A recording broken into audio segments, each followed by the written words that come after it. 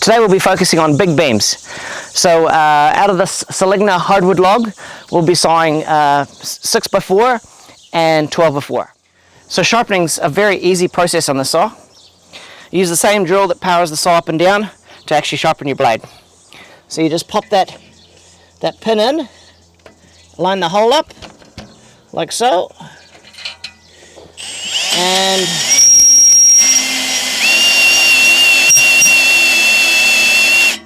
so that's one.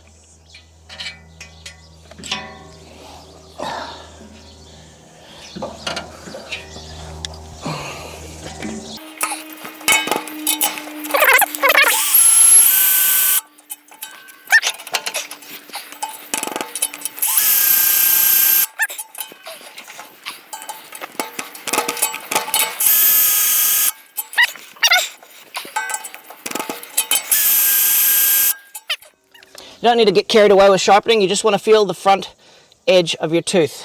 That's all you're trying to sharpen. It'll wear down to the full face eventually.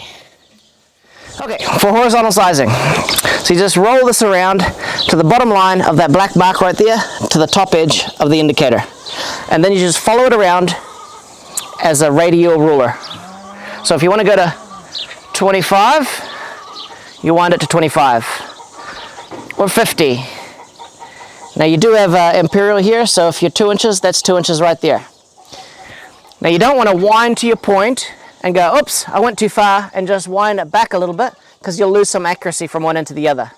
So go back and then wind to your required measurement right there. Same thing applies to here, the vertical sizer, but it's the opposite direction. So again, to the bottom line, move through your curve to your mark.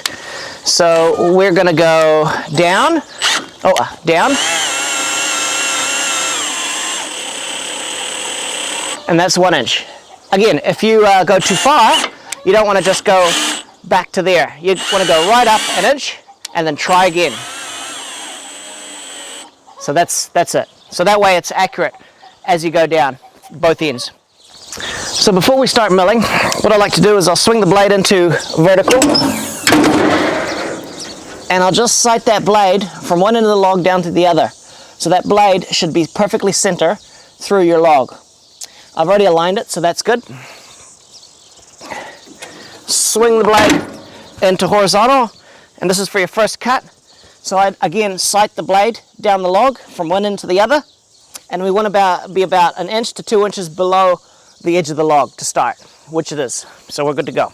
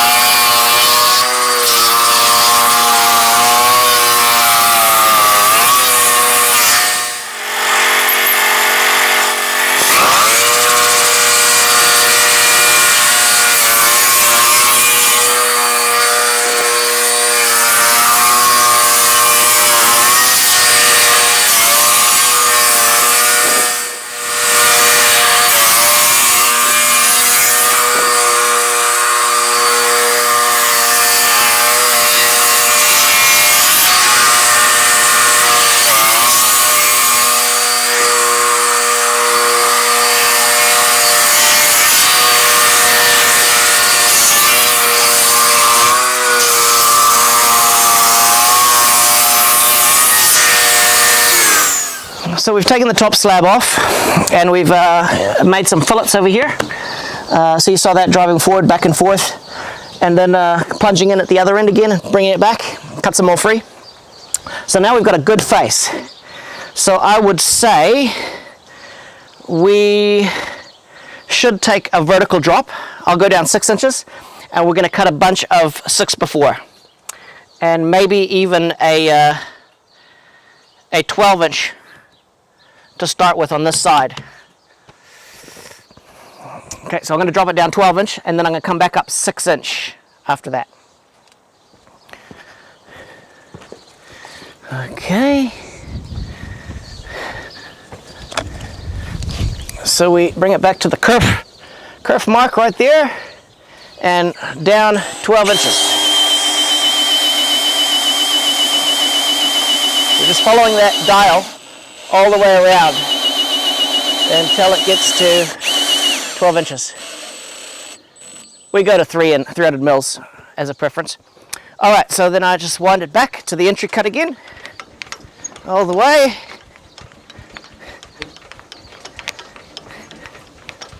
And we repeat the process.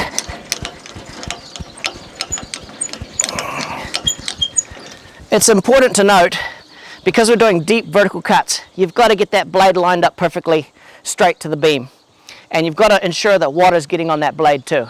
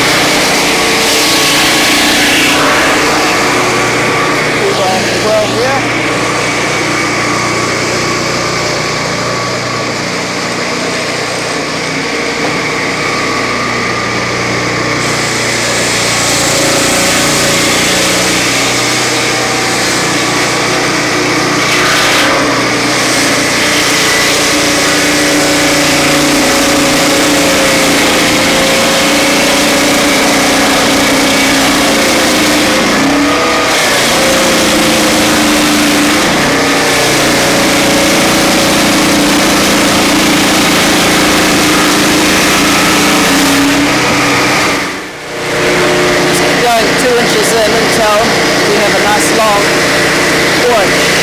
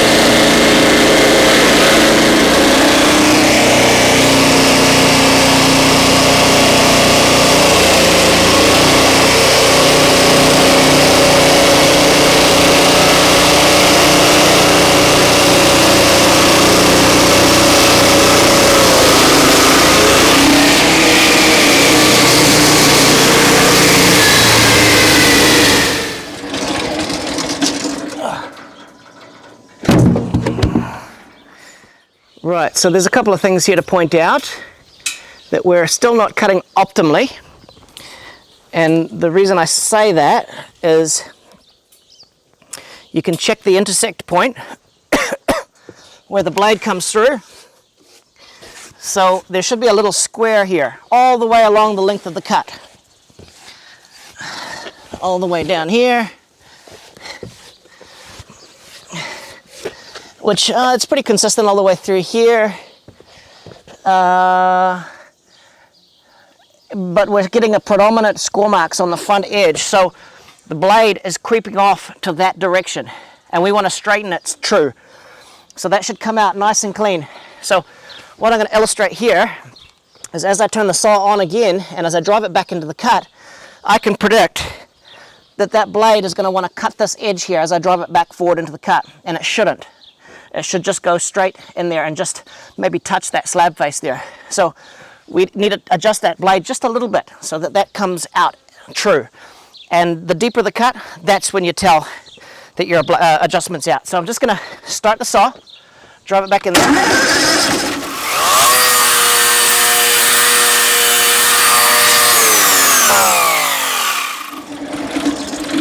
Well, it's actually pretty close, so it's not as bad as I thought it was. So I'm just going to leave it as is and carry on.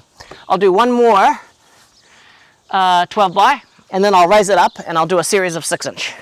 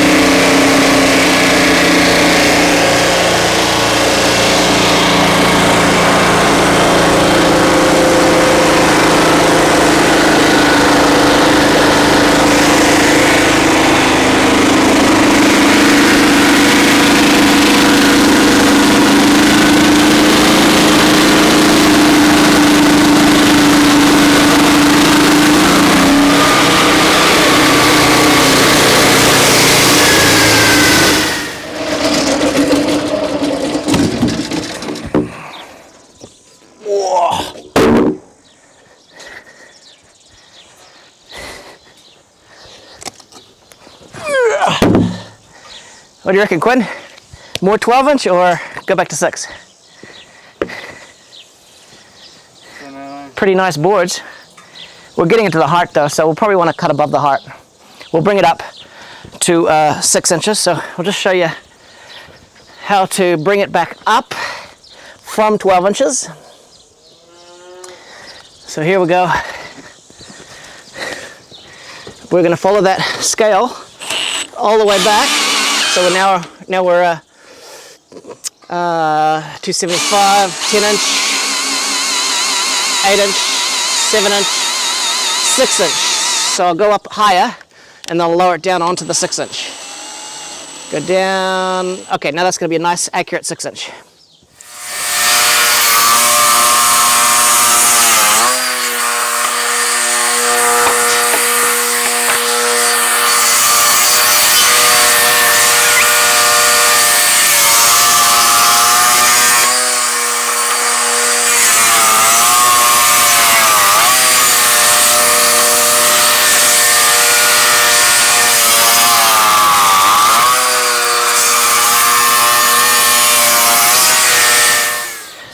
So I'm going to go down 6 inches,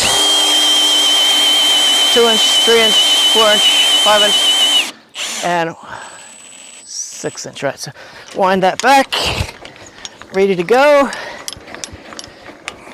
Start her up, water's on.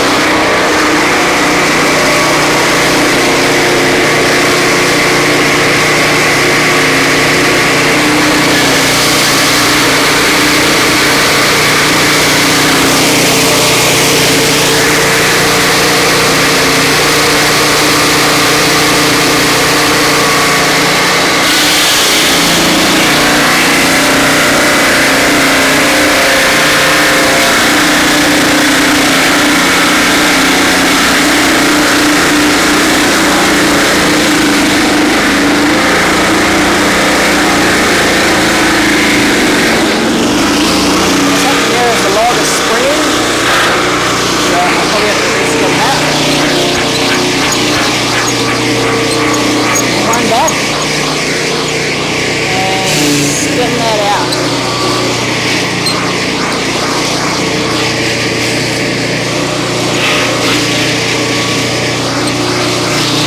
Pull it into the slug.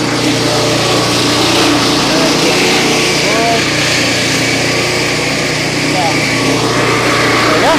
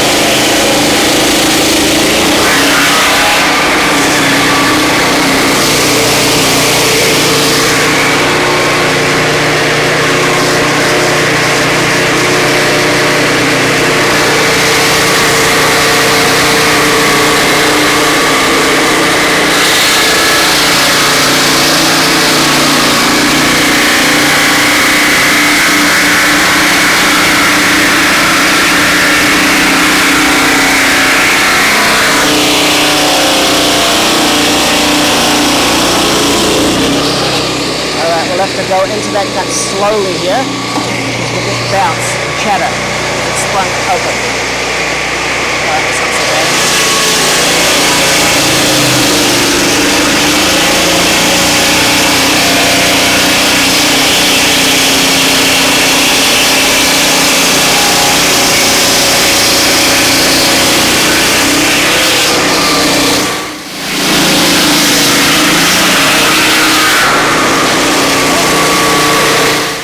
Right, so the board return, this timber is very hard, so unless you're cutting like 2-inch stock, 1-inch stock, the capstan drive is just going to slip on you. So, you know, removing big timbers is obviously best, pulling it right beside the saw here. A forklift would be ideal. I've got a digger, so we'll stack this after we're done. What you would have noticed is as I was coming back in the vertical, you saw a little bit of chatter. And that's quite common when you get into the lower of the log. So in that situation, all you have to do is swing up into the vertical and drive forward in the cut, and you'll see that just completely go away.